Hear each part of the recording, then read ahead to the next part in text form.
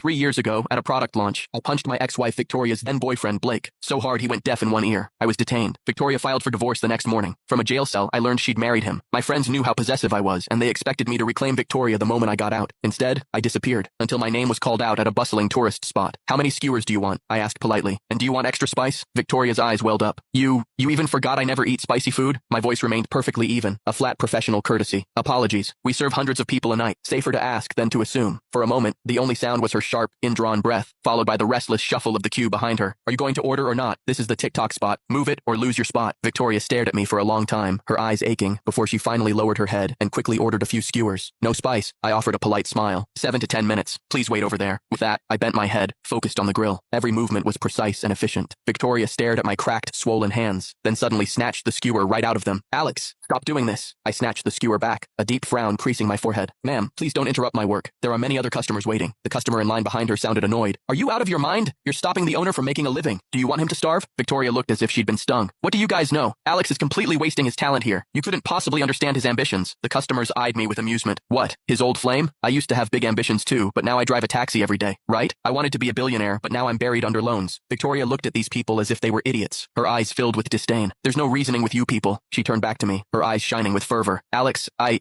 believe you're not doing this willingly. The code and programs you developed are the most brilliant things in the world. If you wanted to, you could make millions in a snap. Why are you wasting yourself here? Before I could answer, her eyes reddened with self-reproach. Is it because of me? I know what happened back then hit you hard, but I never imagined you'd fall into such despair, to end up like this. Her eyes were filled with pity, as if I was doing something utterly degrading. My gaze remained calm. Ma'am, if you don't want to eat, I can cancel your order. Please don't interfere with my business. Victoria froze completely, her eyes a mix of disbelief and sorrow. She sat back down, tears welling up. Who said I'm not eating? I want to eat. I turned and continued to finish the skewers in my hand. Victoria ate while shedding tears, her eyes frequently darting towards me, hoping I would comfort her like I used to, but I only slightly frowned, then refilled her tissue box. Ma'am, if you need help, there's a police station about 500 yards away. At my words, Victoria finally couldn't bear my indifference. She covered her face and ran off. It wasn't until I was about to pack up my stall, Victoria, who had been hiding in the shadows for a long time, suddenly spoke. How long have you been doing this? She pulled out a stack of cash and placed it in front of me. I'm here on vacation. If you spend 2 hours showing me around, you'll earn more than you do with this stall. My gaze landed on the thick wad of cash. 3, maybe 4,000. Enough for the doll Lily had been eyeing for weeks. The skewers were sold out. Only an idiot would walk away from honest money. All right, I know this place inside out. I smiled, taking the money, not feeling any embarrassment. Victoria's voice was unsteady. You never used to care about money like this. Small money. There was that time, some heir tried to buy me a drink for $500,000. You broke $1 million bottle of cognac over his head. It cost us a deal worth 10 times that. Looking at my grease-stained, cheap t-shirt, her expression was indescribable. Your skin is sensitive. You couldn't wear cheap polyester. You only wore tailored, pure wool suits, and even a pair of plain socks cost enough to buy your entire stall. She couldn't understand how the once dashing, extravagant man could have changed so much. I didn't respond, just smiled and pointed towards the building on the distant cliff, like a castle in the clouds. That structure, built right on the cliff face, is a local landmark. I naturally introduced the attraction to her, then turned back to ask, have you been up there? Victoria had been watching me, and she shook her head blankly. Go take a look. When you see the vast world spread out before your eyes, you'll understand. I once thought I could never let go of Victoria. Now, thinking back, it was truly laughable. Victoria met my honest gaze, devoid of any love, and felt a pang in her heart. Okay, on the way up the mountain, I acted like a dutiful guide, enthusiastically telling her about the local culture and traditions. When we passed other vendors, I'd greet them cheerfully. Alex, moonlighting as a guide again? Young people certainly have stamina, working late guiding tourists up the mountain for extra cash. Victoria looked at my slender profile and quietly asked, do you often work as a guide? I answered frankly.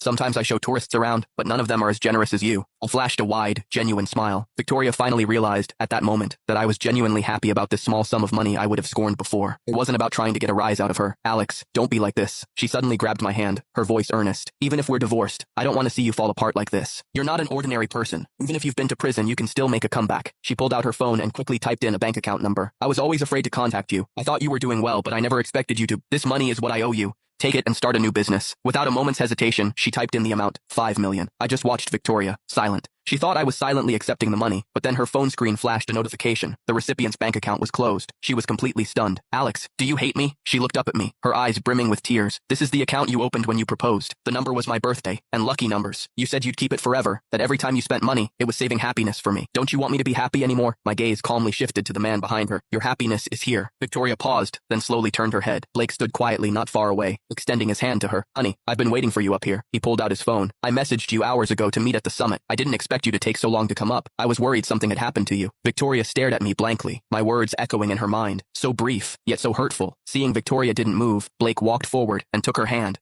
then whispered intimately in her ear, "Who's this?" Compared to 3 years ago, I had a few more lines of hardship on my face, but my looks hadn't really changed. Blake, however, deliberately pretended not to recognize me. Victoria stiffly introduced me. This is Alex," Blake gasped dramatically, covering his mouth. "My God, Alex, what happened to you? You look weathered." His disgusted gaze fell on my faded t-shirt. Added I, "Alex, really? If you can't afford the real thing, must you try quite so hard? Wearing such an obvious counterfeit, it's just sad." Then he realized he'd said the wrong thing and shrank back behind Victoria, looking scared. "I'm always blunt. I didn't mean any harm. Please don't hit me again. Victoria spent millions getting me a cochlear implant." Blake's eyes were full of provocation, but I didn't react at all. Victoria had always considered Blake's bluntness a virtue, but now it sounded grating. "Blake, enough." Blake rolled his eyes at me impatiently, then whined to Victoria. "Okay, my dearest wife, it's my fault. I spoke without thinking, but Alex really has changed so much from 3 years ago. I was just too shocked." Blake pulled a premium black card from his pocket. "I just heard Victoria wants to help you, but your bank account must have been frozen 3 years ago, right? This card has 5 million in it. It should be enough for you to live comfortably for the rest of your life." I reached out to push the card back, but Blake sneered, then let go. The bank card slapped against the muddy ground. Blake looked at me apologetically. "Oops, my hand slipped. I remember you used to be a germaphobe, but I guess after selling BBQ for so long, you wouldn't have that anymore, huh? I heard street food from stalls is often unsanitary and disgusting. You don't mind selling this stuff for money, and you're quite hardy." The customers nearby, holding their skewers, all looked disgusted, questioning their food. My gaze instantly hardened, fixed on him. Victoria thought I was about to hit Blake, and she nervously shielded him. I picked up the mud-stained bank card and tossed it into Blake's chest. "Every ingredient here passes inspection," I said, my voice calm and firm. "If you have proof of wrongdoing, feel free to report it." My response seemed to tip the scales. Customers stepped forward to defend me. "The lamb and beef skewers here are freshly cut and skewered by the owner early in the morning. We all saw it. He even live streams the whole process from buying the meat at the market to marinating it. Everything's clean. There's nothing unsanitary about this place." Blake tried to say something else, but Victoria, her face hardened, pulled him back. "Blake, that's enough." Blake reluctantly shut his mouth, not daring to say more. Victoria looked at my eyes, devoid of any warmth,